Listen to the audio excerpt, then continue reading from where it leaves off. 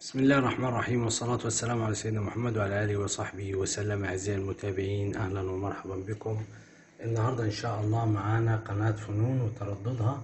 القناة طبعا إحنا من فترة القناة اختفت على الريسيفر، ولكن كانت شغالة وعليها شعار قناة ATV على الريسيفر.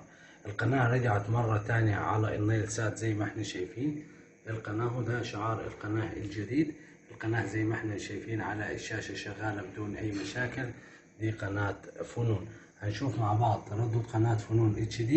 طبعا التردد 12685. التردد 12685 فيرتيكال.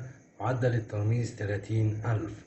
القناة بتعمل بتقنية ال HD، ومش هتشتغل إلا على الريسيفر ال HD. وده تردد القناة 12685 أو 12688. هتشتغل معاك القناة والقطبية فيرتيكال أو عمودي، ومعدل الترميز 30000 مش 27500. دي قناة فنون HD على النيل سات.